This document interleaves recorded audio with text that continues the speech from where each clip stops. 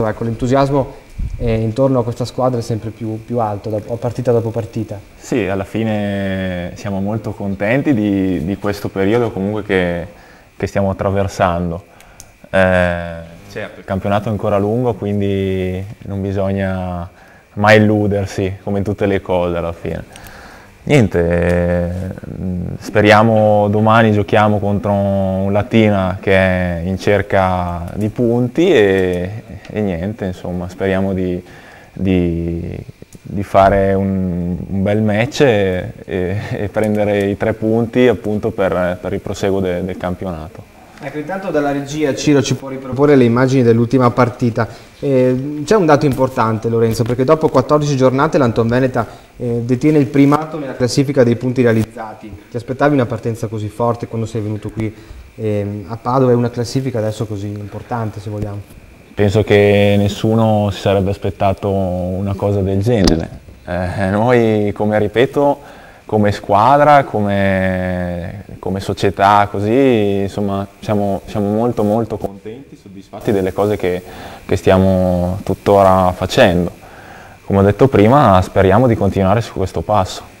Ecco, sei venuto a Padova da Montichiari, come giudichi un po' questo ambiente? Sei già entrato nel cuore dei tifosi, soprattutto delle tifose, come ti trovi qui a Padova rispetto a Montichiari, che era sicuramente un'altra realtà? Una squadra più forte, ma una città più piccola, se vogliamo, tutta un'altra cosa. Sì, una città, diciamo, un paese di provincia che però alla fine alle partite c'è sempre molta gente anche là, perché comunque quest'anno Padova, come mi dicevano negli ultimi anni, non era tantissimo seguita. Quest'anno, insomma, il pubblico si fa sentire e speriamo che vengano sempre più persone al palazzetto. Senti, nella classifica di specialità ACE sei al primo posto, con 30 punti, è un dato importante. Sì, è un dato importante, io cioè, non è che guardi... Anche perché il secondo è ben distanziato, è di Latina, Gilson mi sembra che lo incontrerai proprio domani, però insomma sei il primo con un bel distacco. Sì, no, sono soddisfatto di questa cosa qua. Alla fine io adesso sono fermo purtroppo perché sono infortunato e sto saltando un po' di partite. Insomma, alla fine spero di continuare così e niente, di ritornare il più presto possibile in campo.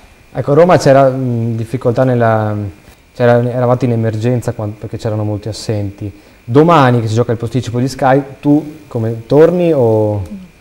No, non sei out, perché domani... era ancora incerta la tua presenza. No, cioè penso di no, alla fine insomma starà l'allenatore a decidere, ma penso di no. De Togni ci sarà?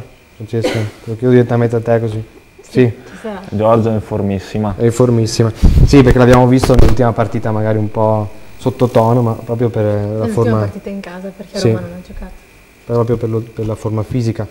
Bene, allora lasciamo da parte per un attimo la pallavolo e voltiamo